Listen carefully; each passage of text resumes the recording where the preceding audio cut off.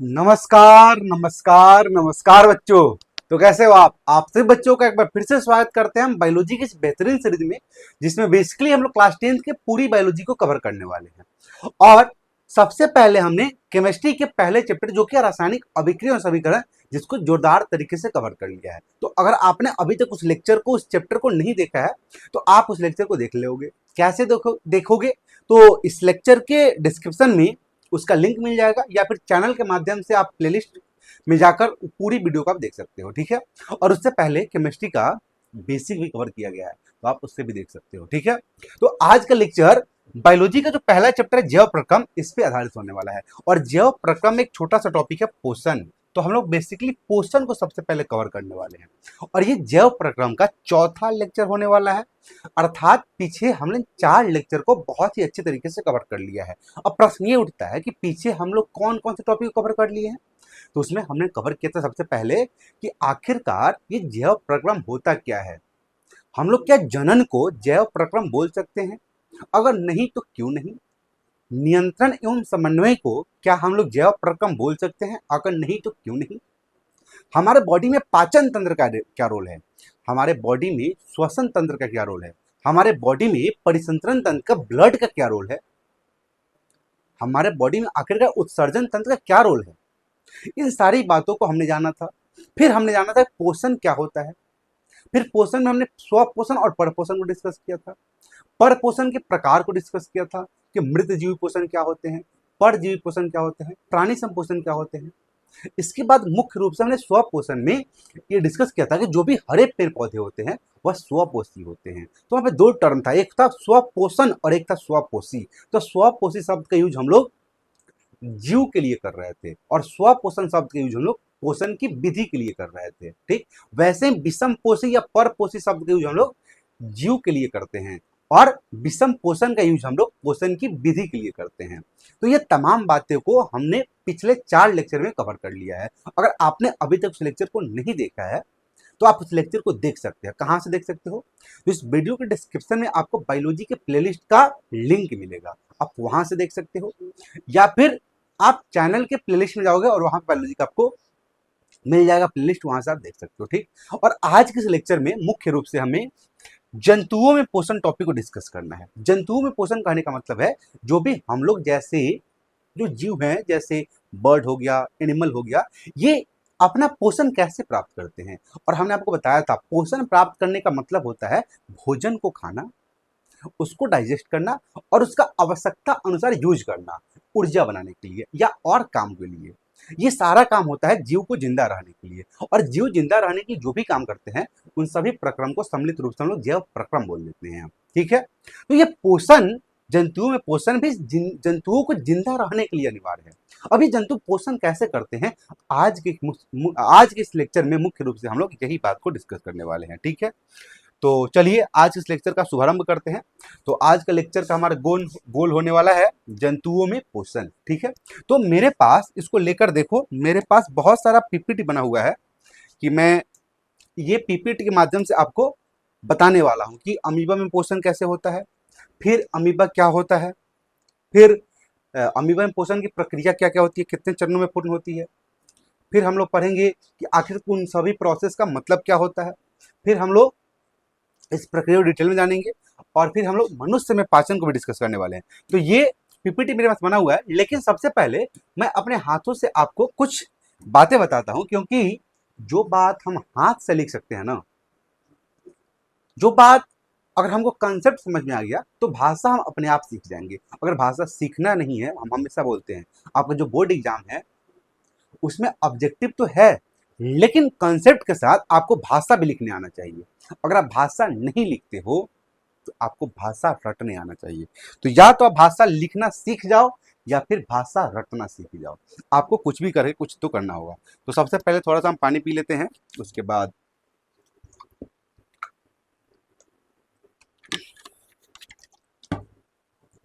और इस लेक्चर को शुरू करने से पहले मैं आशा करता हूं कि आप सभी बच्चे के हाथ में प्रॉपर कॉपी और कलम होगा, और आप बढ़िया से साफ सुथरा नोट्स बना रहे होंगे।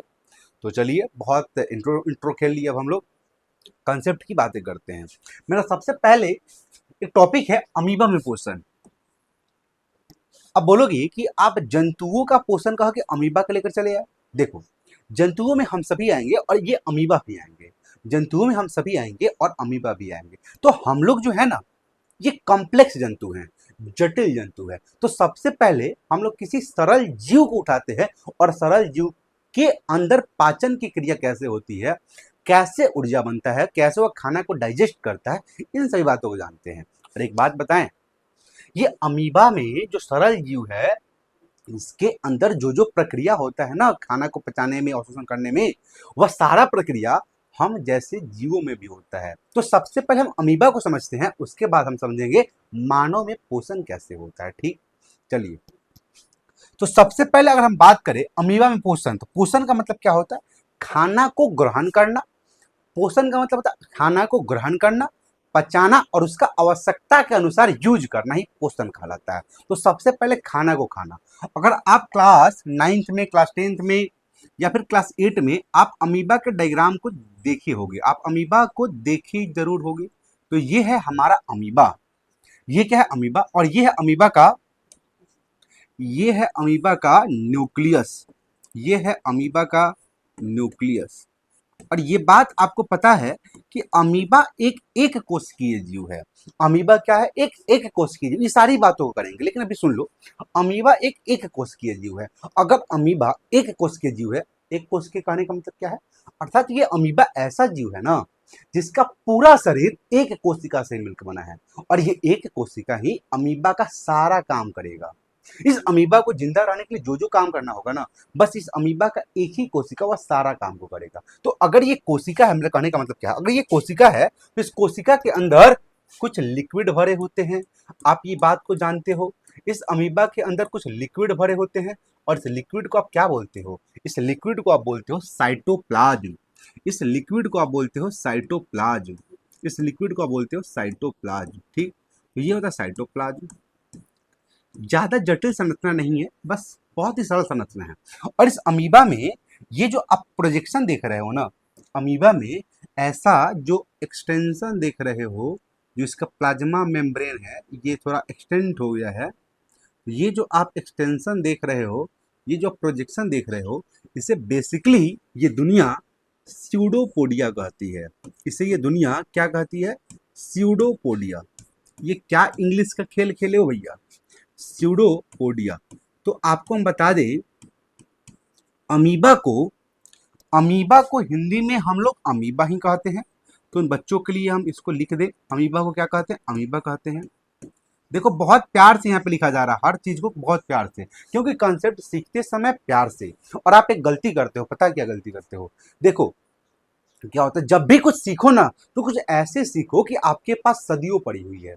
अगर कुछ भी सीखो तो ऐसे सीखो जो लगे कि आपके पास सदियों पड़ी हो। लेकिन जब आप रिवीजन करो तो ऐसे करो कि अगले 5 मिनट में, अगले 2 मिनट में, अगले आधे घंटे में आपका एग्जाम होने वाला है। ये बहुत फेमस टीचर का एक कहना है, बहुत बढ़िया। ठीक है, तो अभी हम लोग आराम आराम से कंसेप्ट को सीखेंगे। ठीक, और साइटोप्लाज्म को हिंदी में हम बोलते हैं कोशिका द्रव। और ये साइटोप्लाज्म को हम लोग डिस्कस कर चुके हैं बेसिक में। तो अगर आपने बेसिक का लेक्चर नहीं देखा है तो आप बेसिक का लेक्चर देख सकते हो। वहाँ पे हम लोग साइटोप्लाज्म क्या होता है, साइटोसोल क्या होता है, जीव द्रव क्या होता है। और स्यूडोपोडिया का मतलब होता है, स्यूडोपोडिया में अगर आप देखो तो यहाँ पे आपको 2 वर्ड दिखेगा। स्यूडो, पहला वर्ड दिखेगा आपको स्यूडो, और दूसरा वर्ड दिखेगा पोडिया। स्यूडो का मतलब होता है फॉल्स, स्यूडो का मतलब होता है फॉल्स, और पोडिया का मतलब होता है फिट। पोडिया का मतलब होता है फिट। स्यूडो फॉल्स मतलब होता है झूठा। फॉल्स का मतलब होता है झूठा, झूठा। या और फीट का मतलब होता है पैर, अर्थात झूठा पैर। झूठा पैर मतलब पैर क्यों बोल रहे हैं? क्योंकि यह अमीबा को जो प्रोजेक्शन है, एक्सटेंशन है स्यूडोपोडिया, यह अमीबा के मूव करने में, मूवमेंट करने में भी हेल्प करता है। ठीक है, और हिंदी में इस स्यूडोपोडिया को हम बोल देते हैं झूठा पैर, या और इसको हम लोग सटीक बोले, इसको हम बोल देते हैं कूटपाद। क्या बोल देते हैं? कूटपाद। तो ये अमीबा की संरचना है। अमीबा बहुत सरल चीज है, बहुत सरल जीव है। एक न्यूक्लियस, एक साइटोप्लाज्म, और इसमें जो प्रोजेक्शन आपको दिखाई दे रहा है, जो सेल वाल ही एक्सटेंड हो गया है, इसका, सॉरी, इसका जो प्लाज्मा मेम्ब्रेन है वह एक्सटेंड हो गया है, इसी को हम बोल देते हैं स्यूडोपोडिया। स्यूडोपोडिया हिंदी बोलते हैं फुटपाथ। तो अगर आपको इस अमीबा का स्ट्रक्चर मालूम हो गया हो तो अब हम ये डिस्कस करते हैं कि ये अमीबा भोजन को ग्रहण कैसे करता है। ये अमीबा भोजन को ग्रहण कैसे करता है? क्या यही अमीबा है? आपको एक बात बता दे हम, क्या आप इसे ही अमीबा बोलोगे क्या? एक बात बता दे आपको, अमीबा का जो आकार होता है ना, अमीबा का आकार इसके कारण ही, किसके कारण? इस स्यूडोपोडिया के कारण ही, इसके कारण ही, इसके कारण ही अमीबा का, इसके कारण ही अमीबा का जो आकार होता है, अमीबा का जो आकार होता है जिसे आप शेप बोलते हो, इसके कारण ही अमीबा का आकार जो होता है, जो शेप होता है, आकार बदलते रहता है। आकार जो है वह बदलते रहता है। कैसे बदलते रहता है थोड़ी देर में हम लोग डिस्कस करने वाले हैं, ठीक है। अमीबा का आकार बदलते रहता है। तो अगर इसका मतलब ये है कि अमीबा का जब आकार बदलते रहता है, अगर यहाँ पे कहने का मतलब ये है कि अमीबा का आकार बदलते रहता है, इसका मतलब ये है कि अमीबा का कोई निश्चित आकार नहीं होता। इसका मतलब ये है अमीबा का कोई निश्चित निश्चित आकार नहीं होता। अमीबा का आकार बदलते रहता है, इसका मतलब क्या है कि अमीबा का कोई निश्चित आकार नहीं होता। और निश्चित आकार क्यों नहीं होता? क्योंकि इसके स्यूडोपोडिया की वजह से, ठीक है। तो अगर हम ऐसे बना दे, ऐसे, तो क्या ये अमीबा है? बिल्कुल अमीबा है। क्या हम ऐसे बना दे तो क्या ये अमीबा है? बिल्कुल अमीबा है। क्या हम ऐसे बना दे, क्या ये अमीबा है? बिल्कुल अमीबा है। और ये क्या है? ये जो प्लाज्मा मेम्ब्रेन का एक्सटेंड हो गया है, प्रोजेक्शन आ गया है, तो इसी एक्सटेंशन को हम लोग स्यूडोपोडिया बोलते हैं। और इसके अंदर जो तरल भरा हुआ है इसको हम लोग साइटोप्लाज्म बोलते हैं। और इसके अंदर एक छोटा सा न्यूक्लियस होता है, इसे हम लोग न्यूक्लियस बोलते हैं। तो अमीबा का आकार कैसे भी वैरी कर सकता है, ठीक है, इसका निश्चित आकार नहीं होता है। ये बात अगर आपको क्लियर है तो हम लोग आगे बढ़े। अगर आप चाहो तो इसे आप नोट कर सकते हो, अगर आप चाहो तो इसे नोट कर सकते हो कि अमीबा का ये स्ट्रक्चर है और इसे स्यूडोपोडिया के कारण अमीबा का आकार बदलते रहता है। इस कारण से हम लोग बोलते हैं कि अमीबा का कोई निश्चित आकार नहीं होता। ठीक है, आप स्क्रीनशॉट लो और हम आगे बढ़ते हैं। अच्छा, ये यहाँ पे आपको देख लेना है, ये देख लेना है, ये गलती से यहाँ पे अमीबा लिखा गया है, यहाँ पे गलती से ये अमीबा लिखा गया है। ये डायग्राम तो अमीबा का है, लेकिन ये जो हमने लेबल किया है, ये लेबल न्यूक्लियस को किया है, ये न्यूक्लियस को किया है। ये थोड़ी मिस्टेक हो गई है, आप लोग सुधार कर लेंगे, ये मिस्टेक हो गई है, ठीक है। ये केंद्रक है, ठीक है, और ये सारा डायग्राम अमीबा का है, ठीक है। तो अगर इतना क्लियर है तो हम आगे बढ़े और हम आगे अब जानते हैं कि अमीबा आखिरकार अपना पोषण को कैसे करता है, अर्थात भोजन को ग्रहण कैसे करता है। इसके लिए सबसे पहले हम अमीबा का एक डायग्राम बनाएंगे। और अभी हमने पढ़ा कि अमीबा का कोई शेप नहीं होता, आप जैसे बना दो उसे ये दुनिया अमीबा मान लेगी। तो ये है अमीबा का संरचना। और इस अमीबा के अंदर भरे होते हैं क्या? इस अमीबा के अंदर भरे होते हैं साइटोप्लाज्म। इस अमीबा के अंदर भरे होते हैं साइटोप्लाज्म, साइटोप्लाज्म। और इसके अंदर एक होता है प्यारा सा न्यूक्लियस, इसके अंदर एक होता है प्यारा सा न्यूक्लियस। तो ये अमीबा का न्यूक्लियस हो गया, इसे हम लेबल कर देते हैं, ये अमीबा का न्यूक्लियस हो गया, जिसे ये दुनिया केंद्रक के नाम से जानती है, जिसे ये दुनिया क्या जानती है? केंद्रक के नाम से जानती है। अब मान लो इस अमीबा के पास एक फूड आ गया, ये जो है ये भोजन का कण है, अमीबा के पास ये भोजन का कण है। अब अमीबा भोजन में क्या खाता है? अमीबा भोजन में क्या खाता है? तो अमीबा हम बता दें भोजन में छोटे छोटे जीवों को खाता है। अमीबा भोजन में छोटे छोटे जीवों को खाता है। ये क्या है? ये हैं, छोड़ो बाद में लिख देंगे, यहाँ पे लिखा दिया जाएगा। अमीबा भोजन में क्या खाते हैं? अमीबा भोजन में छोटे छोटे जीवों को खाते हैं, ठीक है। अमीबा भोजन में छोटे छोटे जीवों खाते हैं। और छोटे छोटे जीव क्या हो सकते हैं? वह शैवाल हो सकते हैं, वह डायटम हो सकते हैं, वह युग्लिना हो सकते हैं। तो अमीबा के पास जैसे ही आसपास ये भोजन के कण आएंगे, इसको लेबल कर देते हैं हम। ये क्या है? ये है भोजन, ये है भोजन। भोजन को हम लोग बोलते हैं फूड पार्टिकल। तो अमीबा के सामने जैसे ही कोई भोजन आएगा, तो ये अमीबा क्या करेगा? क्या हमारे जैसा इस अमीबा के पास मुंह होता है क्या? क्या हमारे जैसा अमीबा के पास मुंह होता है? तो नहीं होता है। अमीबा क्या करता है, देखो क्या करता है, आगे हम प्रोसेस बता रहे हैं। अमीबा क्या करता है, इस फूड पार्टिकल को क्या करता है, अमीबा अमीबा इस फूड पार्टिकल को पकड़ने के लिए अपने स्यूडोपोडिया को आगे बढ़ाता है। अमीबा इस फूड पार्टिकल को पकड़ने के लिए अपने स्यूडोपोडिया को आगे बढ़ाता है। कैसे? आओ बताते हैं। कैसे? आओ बताते हैं। देखो, ये है अमीबा, ये है अमीबा, और ये रहा इसका न्यूक्लियस, ये रहा इसका न्यूक्लियस, और ये रहे इसके फूड पार्टिकल। ठीक है, तो अगर अमीबा इसको पकड़ना है तो ये अपने स्यूडोपोडिया को आगे की तरफ बढ़ाएंगे, ये अपने स्यूडोपोडिया को आगे की तरफ बढ़ाएंगे, और ये स्यूडोपोडिया कुछ इस प्रकार से आगे की तरफ ग्रो कर जाएंगे। ये स्यूडोपोडिया आगे की तरफ कुछ ग्रो कर जाएंगे, और ये वाला जो प्रोजेक्शन है ये यहाँ से हट जाएगा। तो ये अमीबा का जो स्यूडोपोडिया है कुछ आगे की तरफ मूव कर लेंगे और इसे अपने अंदर ले लेंगे। तो इस प्रोसेस को क्या बोलते हैं ये बाद में पढ़ेंगे। तो ये अमीबा के पाचन का सबसे पहला प्रोसेस है, ये अमीबा के पाचन का सबसे फर्स्ट प्रोसेस है। ठीक है, फर्स्ट प्रोसेस में क्या करते हैं, ये अमीबा इस फूड पार्टिकल को अपने अंदर ले लेते हैं। अमीबा इस फूड पार्टिकल को अपने अंदर ले लेते हैं और इसके अंदर एक संरचना बन जाती है जिसे हम लोग फूड पार्टिकल बोल देते हैं। ये क्या हो गया, ये हो गया फूड वैक्यूल। ये हो गया, ये क्या हो गया, ये हो गया फूड वैक्यूल, जिसे हम लोग हिंदी बोलते हैं भोजन रसधानी। फूड वैक्यूल अर्थात इसी फूड वैक्यूल के अंदर इस भोजन का पाचन होगा, जिसे हम लोग बोलते हैं भोजन रसधानी।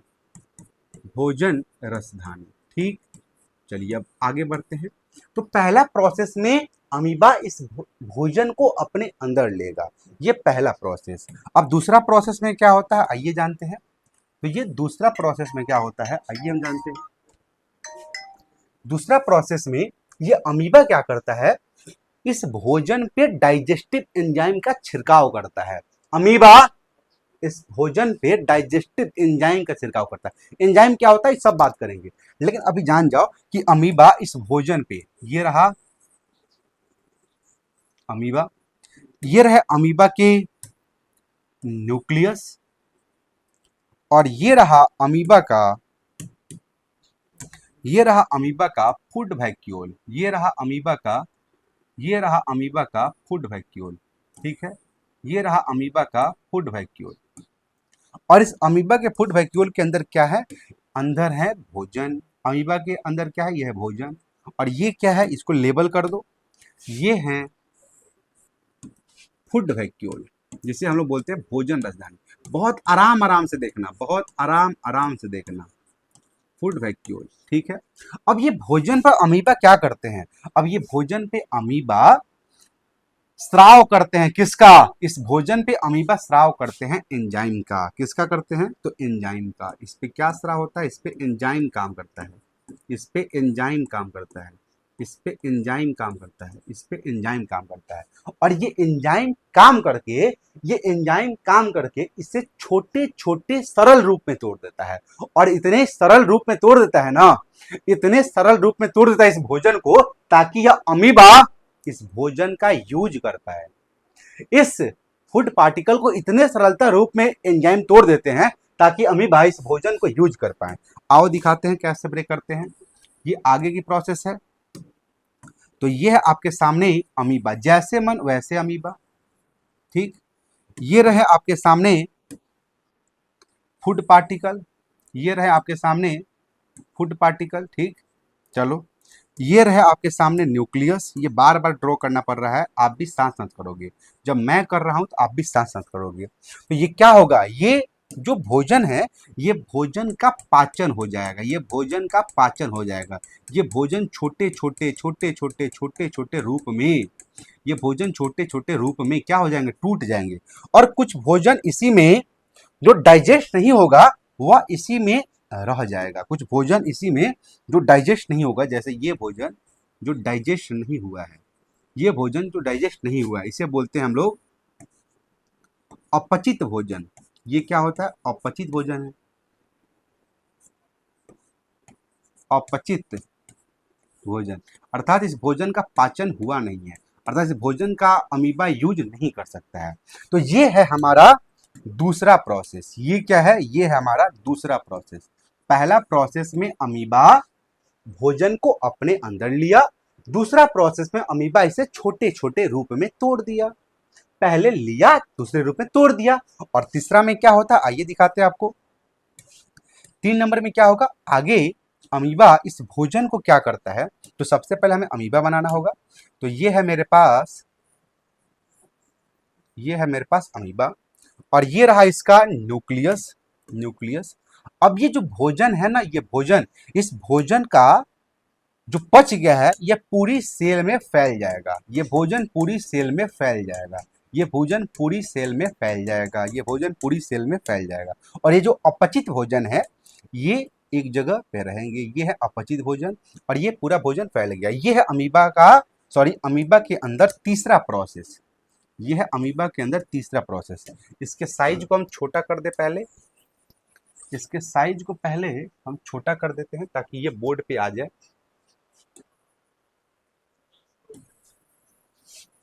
आप लोग क्या करेंगे, साथ साथ ड्रॉ करेंगे, साथ साथ ड्रॉ करेंगे। हल्का सा ये लेक्चर आपको स्लो लग रहा होगा, लेकिन हल्का सा ये लेक्चर स्लो लग रहा होगा, लेकिन ये काफी इंपॉर्टेंट है और हम लोग जो पढ़ेंगे वह काफी आराम आराम से पढ़ेंगे, बहुत ही आराम आराम से पढ़ेंगे।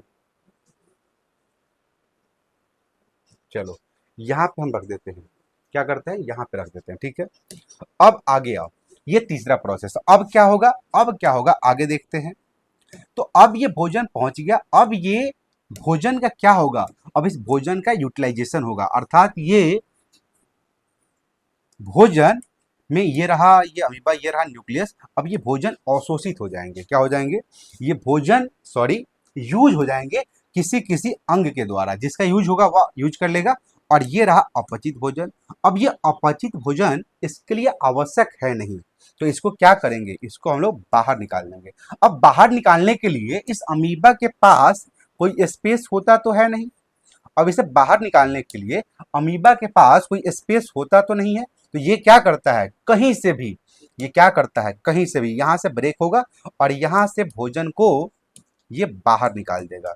यहां से ये भोजन को क्या करेगा, यहां से इस भोजन को यह बाहर निकाल देगा। तो ये रहा, भोजन को यहाँ पे हम बाहर निकाल देते हैं। और ये होता है अमीबा में पांचवा स्टेप, ये होता है अमीबा में पांचवा स्टेप, और ये होता है चौथा स्टेप। आओ एक बार समझते हैं क्या हमने बताया। देखो प्यार से देखना, ये अमीबा का संरचना है जिसके अंदर आपको न्यूक्लियस दिखाई दे रहा है और जिसके अंदर आपको दिखाई दे रहा है साइटोप्लाज्म।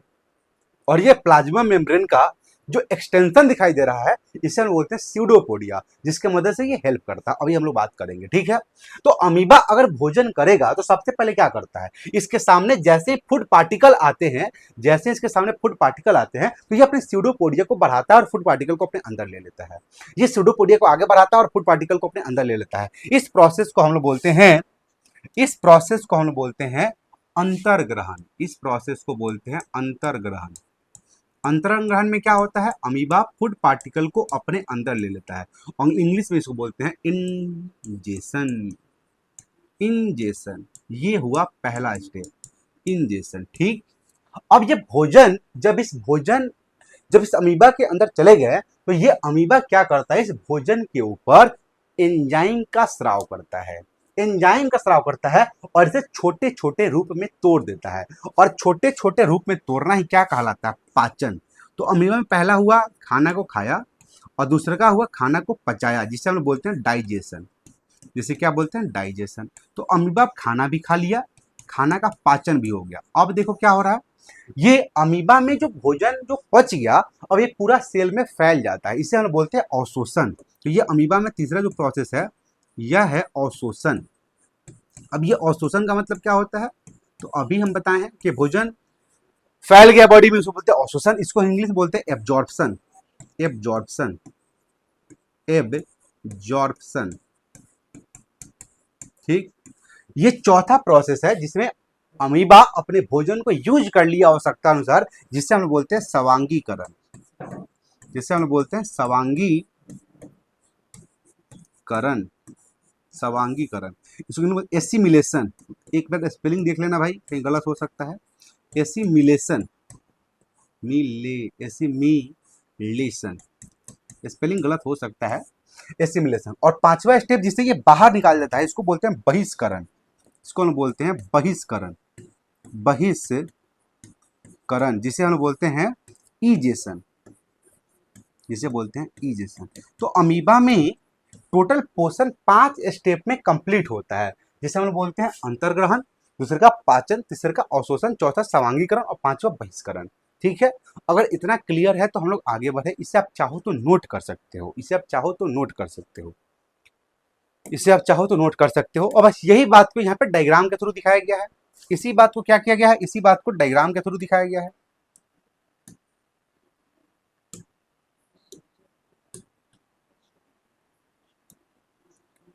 इसी बात को डायग्राम के थ्रू दिखाया गया है। देखो, ये अमीबा का यहाँ पे आपको डायग्राम दिखाया गया है, ये अमीबा का डायग्राम है। अमीबा में सबसे पहले न्यूक्लियस को दिखाया गया है। ये छोटे छोटे जो कण दिखाई दे रहे हैं, ये साइटोप्लाज्म है। और साइटोप्लाज्म के बगल में ये रेड कलर से क्या दिखाया गया है, ये फूड पार्टिकल को दिखाया गया है। तो अमीबा कैसे करते हैं, सबसे पहले अपने स्यूडोपोडिया को आगे बढ़ाते हैं और इस फूड पार्टिकल को अपने अंदर ले लेते हैं। देखो यहाँ पे फूड पार्टिकल को अंदर लिए, और फूड पार्टिकल को जैसे अंदर लिए तो ये बना देते हैं फूड वैक्यूल, जिसे हम भोजन रसायनी बोलते हैं। ये फूड वैक्यूल बन गया। अब ये फूड वैक्यूल क्या होता है, तो आगे इसमें छोटे जो भोजन के कण होते हैं, इस पे एंजाइम एक्ट करता है और इसको ऐसे सरलता रूप में तोड़ देता है जिससे अमीबा अवशोषित कर पाए। और कुछ भोजन के कण ऐसे होते हैं जिसका डाइजेशन नहीं हो पाता है, तो वह क्या होता है, वह बाहर निकालने के लिए इंतजार करता है। तो ये इसमें 4 स्टेप में दिखा दिया, लेकिन हम लोग 5 स्टेप में कंप्लीट इसको देखा है। अमीबा यहाँ तक डायग्राम में दिखाया गया है। इसके आगे स्वांगीकरण यूज होता है, आवश्यकता के अनुसार क्या क्या यूज है, और लास्ट में जो बच गया उसको यूज किया जाता है। अमीबा के बारे में कुछ बात आप देख लो। अमीबा के बारे में जो एग्जाम में कहीं पूछा जा सकता है, कहीं पूछा जा सकता है। सबसे पहले अगर इस अमीबा की बात किया जाए, अगर सबसे पहले हम इस अमीबा की बात करें, अमीबा, तो सबसे पहला पॉइंट अमीबा पे हम बात कर सकते हैं कि अमीबा जो है वह एक कोशिकीय जीव है। सबसे पहला बात, अमीबा जो है हमारा वह एक कोशिकीय, अमीबा जो है वह एक कोशिकीय जीव है, जिसे आप यूनिसेलुलर ऑर्गेनिज्म बोलते हो। ठीक। दूसरा बात क्या कर सकते हो, दूसरा बात कर सकते हो, यह ताजे पानी का जीव है, अर्थात यह ताजा पानी में उपस्थित होता है। और ताजा पानी में उपस्थित होता है, इसीलिए आप इसे मृदु जलीय जीव बोल देते हो, मृदु जलीय जीव। अब ये मृदु जलीय जीव क्या होता है, तो मृदु जलीय जीव वैसे जीव होते हैं जो फ्रेश वाटर में पाए जाते हैं। ठीक है, तो अमीबा क्या होता है, मृदु जलीय जीव होता है। तीसरी बात, अमीबा में अमीबा का जो आकार होता है, अमीबा का जो आकार होता है वह आकार होता है अनिश्चित। अमीबा का जो आकार होता है वह होता है अनिश्चित। अमीबा का आकार कैसा होता है, अनिश्चित। अब अनिश्चित कहने का मतलब क्या है, अमीबा के आकार अनिश्चित कहने का मतलब क्या है, मतलब इसका आकार कोई फिक्स होता नहीं है, इसका आकार बदलते रहता है। किसके कारण, स्यूडोपोडिया के कारण। किसके कारण, स्यूडोपोडिया, जिसे आप कूटपाद बोलते हो, स्यूडोपोडिया के कारण इसका आकार बदलते रहता है। ठीक है, यह तीसरा बात। चौथा बात इसके बारे में क्या याद कर सकते हो आप, कि जब अमीबा के पास कोई मुंह होता ही नहीं है, अमीबा के पास जब मुंह होता ही नहीं है, तो इस भोजन के पार्टिकल को ये क्या चबाते होंगे क्या। जब अमीबा के पास कोई मुंह होता ही नहीं है, तो क्या इस भोजन के पार्टिकल को ये अमीबा चबाते होंगे क्या, नहीं चबाते होंगे। क्या करते होंगे, डायरेक्ट निगल जाते होंगे, डायरेक्ट निगल जाते होंगे। तो अमीबा में जो पोषण की प्रक्रिया है उसे हम लोग बोलते हैं फैगोसाइटोसिस, उसको हम बोलते हैं फैगोसाइटोसिस। फैगोसाइटोसिस मतलब जिसमें डायरेक्ट निगल जाया जाता है, चबाया नहीं जाता, फैगोसाइटोसिस। और अमीबा में जो पोषण की प्रक्रिया है वह 5 स्टेप में कंप्लीट होता है। अमीबा में पोषण क्या होता है, 5 स्टेप में कंप्लीट होता है। तो ये बात आप याद रखोगे, ठीक है, ये बात आप नोट कर लोगे और स्क्रीनशॉट लोगे और हम आगे बढ़ेंगे इससे, ठीक है, ये बात याद रखोगे। आओ यही बात को हमने लैंग्वेज के रूप दिया है और आओ इसका हम देखते हैं क्या लिखा गया है। तो यहाँ पे लिखा है अमीबा एक कोशिकीय जीव है, अभी हमने डिस्कस किया। जो ताजे पानी में पाया जाता है, अभी हमने डिस्कस किया। और ताजे पानी में पाया जाता है इसीलिए हम लोग इसे मृदु जलीय जीव भी कहते हैं, ठीक। यह अपनी समस्त आवश्यकता गतिविधियां जैसे भोजन, श्वसन, उत्सर्जन आदि एक ही कोशिका के माध्यम से करता है, हमने पहले ही डिस्कस किया था। इसका कोई निश्चित आकार नहीं होता है, बहुत बढ़िया बात है। शरीर से कुटपाद निकलता है और इसी कुटपाद की वजह से इसका आकार बदलता रहता है, अभी तो हमने डिस्कस किया। देखो ये रहा कि आकार इसका अनिश्चित होता है, किसके कारण? स्यूडोपोडिया के कारण। तो यही बात हमने अभी लिखा हुआ है। कुटपाद अंगुली नुमा संरचना है। ये क्या है? ये अंगुली नुमा संरचना ही तो है, उंगली की संरचना, जो प्लाज्मा मेम्ब्रेन कोशिका झिल्ली, प्लाज्मा झिल्ली का एक्सटेंशन हो गया है, बढ़ गया है, तो ठीक है, जिससे इनका आकार बदलते रहता है, अभी हमने बात किया। तथा इसी के सहायता से अमीबा भोजन को ग्रहण और मूव करते हैं। बहुत इंपॉर्टेंट पॉइंट, बहुत इंपॉर्टेंट पॉइंट। अमीबा भोजन को ग्रहण करने के लिए या अमीबा गति करने के लिए किसका यूज करते हैं? तो स्यूडोपोडिया की वजह से। यहाँ पे एक और पॉइंट ऐड कर लो, यहाँ पे एक और पॉइंट ऐड कर लो मेरे तरफ से। पहले इसका साइज छोटा करो, पहले साइज छोटा नहीं हो रहा है यार, तो ये 6 में लिख लो कि जो ये मूव करते हैं, मूव और भोजन को ग्रहण करते हैं, मूव और भोजन को ग्रहण, किसको ग्रहण? भोजन को। ये किसके वजह से करते हैं? ये करते हैं इस स्यूडोपोडिया की वजह से, ठीक है, ये ऐड कर लेना वहां पे। चलो ये पॉइंट अगर आपको क्लियर है तो हम लोग आगे बढ़ें, अगर कोई डाउट है तो आप पूछ सकते हैं, ऐसे आप नोट करोगे और हम आगे बढ़ रहे हैं।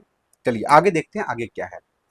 ये बात हमने पढ़ लिया। अमीबा का भोज्य पदार्थ क्या होता है याद कर सकते हो, तो कहीं ऑब्जेक्टिव पूछा जा सकता है। सवाल, डायटम, जीवाणु, ये छोटे छोटे बैक्टीरिया को खाते हैं, सवाल को खाते हैं, ठीक है। अमीबा में पोषण, तो अमीबा में पोषण की प्रक्रिया को फैगोसाइटोसिस कहते हैं, अभी हमने डिस्कस किया। देखो ये रहा फैगोसाइटोसिस। फैगोसाइटोसिस मतलब निगल जाना, ये चबाते नहीं है। तो अमीबा में जो पोषण होता है वो फैगोसाइटोसिस के द्वारा होता है। अमीबा में पोषण किसके द्वारा होता है? वह फैगोसाइटोसिस के द्वारा होता है, ठीक है। चलिए अमीबा में पोषण की विधि क्या है? होलोजोइक है, अर्थात होलोजोइक का मतलब क्या होता है? पहले इंजेक्शन, अर्थात पहले खाना को खाना फिर डाइजेस्ट करना, इसे हम बोलते हैं होलोजोइक मोशन, होलोजोइक पोषण, सॉरी। तो 5 चरणों में पूरी होती है। सबसे पहले अंतर्ग्रहण, पाचन, अवशोषण, स्वांगीकरण और इजेशन। ये बात हमने अभी डिस्कस किया। अगर आपको इसका स्क्रीनशॉट लेना है तो आप ले सकते हो और हम आगे बढ़ने की कोशिश करेंगे। अगर आपको इसका स्क्रीनशॉट लेना है तो आप ले सकते हो और हम आगे बढ़ने की कोशिश करेंगे। आगे आओ जानते हैं क्या जानते हैं। देखो अंतर्ग्रहण में क्या होता है? तो अंतर्ग्रहण में अमीबा अपने कूटपाद की मदद से, कूटपाद अर्थात स्यूडोपोडिया की मदद से भोजन को पकड़ता है। हमने ये तो डिस्कस किया था कि अमीबा के पास भोजन होगा तो सबसे पहले अपने कूटपाद को बढ़ाता है, स्यूडोपोडिया बढ़ाता है और उसको अपने अंदर लेता है, ठीक है। तो इसी को हम लोग बोलते हैं क्या? अंतर्ग्रहण। अपने भोजन कूटपाद की मदद से भोजन को पकड़ता है और भोजन को घेर कर शरीर के अंदर ले जाता है, बहुत बढ़िया बात है, अभी तो हमने डिस्कस किया। दूसरा पाचन, भोजन शरीर के अंदर एक थैली में चला जाता है। थैली मतलब जिसे भोजन रसदानी कहते हैं, फूड वैक्यूल, जिसे भोजन रसदानी कहते हैं। इसे पाचक एंजाइम निकलते हैं। क्या निकलते हैं इसमें? पाचक एंजाइम निकलते हैं, जो भोजन को छोटे और ग्लैल्सिन अणुओं में तोड़ देते हैं। छोटे कहने का मतलब है ऐसे छोटे कण में तोड़ देते हैं जिससे अमीबा डाइजेस्ट कर पाए, जिसे अमीबा यूज कर पाए, जिसे अमीबा यूज कर पाए, उसे हम बोलते हैं छोटे कण। और घुलनशील अणुओं में तोड़ देते हैं, जिसे हम बोलते हैं पाचन। तीसरा अवशोषण, पचा हुआ भोजन अमीबा की भोजन रसदानी से निकलकर साइटोप्लाज्म पहुंच जाता है। देख यार ये अभी तो हमने डिस्कस किया था, ये रहा, ये रहा। तो अमीबा सबसे पहले पाचन हुआ और निकल के चला गया कहाँ? साइटोप्लाज्म में चला गया, इसी तो बोलते हैं अवशोषण। ये यही बात तो यहाँ पे लिखा हुआ है। ये तो पचा हुआ भोजन अमीबा की भोजन रसायन से निकलकर साइटोप्लाज्म में पहुंच जाता है, ठीक है, इसे हम बोलते हैं अवशोषण। अब इस स्वांगीकरण क्या होता है? तो अवशोषित भोजन का उपयोग ऊर्जा बनाने, कोशिका की वृद्धि और झूठे पैर अर्थात स्यूडोपोडिया कहने का मतलब कूटपाद बनाने में होता है। मतलब अपने आवश्यकता के अनुसार, जो भी उसको आवश्यकता पड़ेगी उसके अनुसार वह भोजन का यूज करता है। कौन भोजन का? अवशोषित भोजन का। और सबसे लास्ट स्टेप है इजेशन। अमीबा में गुद्दा अर्थात मल को बाहर निकालने का रास्ता नहीं होता है। तो एनस नहीं होता है। जो भोजन नहीं पचाता उसे अमीबा कोशिका झिल्ली से किसी भी स्थान से बाहर फेंक देता है। ये हमने क्या डिस्कस किया, यही तो डिस्कस किया यहाँ पे कि अमीबा में कोई बाहर निकालने का रास्ता नहीं होता, तो वह किसी भी पार्ट से अमीबा क्या करता है, उस भोज्य पदार्थ को, अपचित भोजन को बाहर फेंक देता है। इसे हम बोलते हैं बहिष्करण, इजेशन बोल देते हैं। और यही बात को हमने लिखा है, यही बात को हमने लिखा है। तो यह है अमीबा में पोषण, यह है अमीबा में पोषण। अमीबा एक यूनिसेलुलर ऑर्गेनिज्म है। अगर अमीबा का बात आपको क्लियर है, इसका आप स्क्रीनशॉट ले लो सबसे पहले, ये इंपॉर्टेंट है कि आपको इसके अंदर कैसे प्रोसेस होता है, कौन कौन प्रोसेस होता है, इससे आप समझ पाओ। अगले लिए हो तो हम आगे बढ़े। आगे ये तो हमने डिस्कस कर लिया कितने अमीबा में पोषण की प्रक्रिया।